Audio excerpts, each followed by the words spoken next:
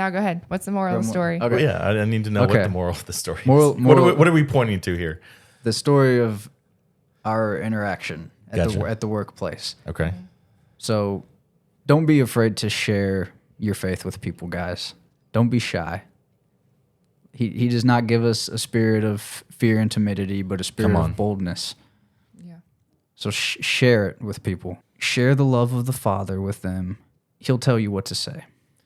I've noticed that there are many people that I've come across that have found these few extra nuggets of truth that maybe mainstream Christianity hasn't quite got to yet. Maybe it's 1 or 2, 3 extra commands specifically and a cosmology discussion and that's what they evangelize. They're like, you have to believe in this model. You have to do these extra 3 commandments or you're not like part of the faith. Or those 2 subjects are the gate, right? We know that that's not the truth because we know that there's one way there, and that's Yeshua, right? So as you're sharing that and being bold and sharing, let's remember who we're pointing people towards, not a topic, not a YouTube ministry. Yeah. Exactly. Who are we pointing people to, right? And so in my zeal early on in my career as a independent Hebrew contractor, I was not pointing people to the right thing multiple times, and it burnt some relationships for me. Oh. Anybody else have any history with that? I was for sure a Torah terrorist. Not even Pagan police alert. Pagan police.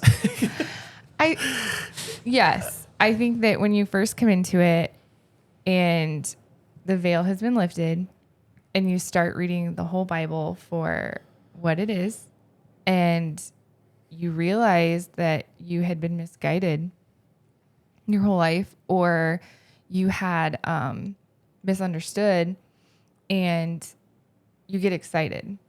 So I remember I watched a 119 ministry video. I really liked. I still like them. Guys. I still like them. Yeah, Okay, they got some 119 ministry videos. Yeah, I really like their content. They're good. But I had watched one about new Torah believers. Okay.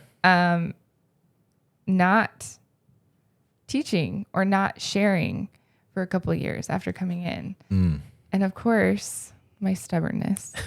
You're like, that doesn't necessarily apply to me, right? This is too good of stuff. I can't not share it. Right. But the reasons were just that like get grounded, get studied out, like take that time, be discipled, and then share, and everybody's walk is different, of course.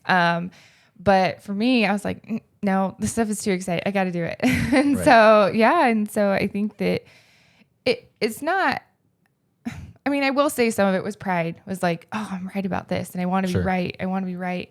I have truth on my side, but I didn't have love on my side. There's a reason that we're told to walk in spirit and truth. And the way my brain's wired is I really gravitate towards the truth and the knowledge side of it versus the spirit and the love. And it hasn't been until the last year and a half that I feel like the Father. There's this thing called balance. Yeah. And so, I realized the spirit was missing. And so, you burn bridges and then you hurt relationships that then those people can't receive from you. And that's hard. And that, I've made my bed with, certain people, and I'm lying in it now. And I've repented, to them and, to the Father that I literally came in like a wrecking ball.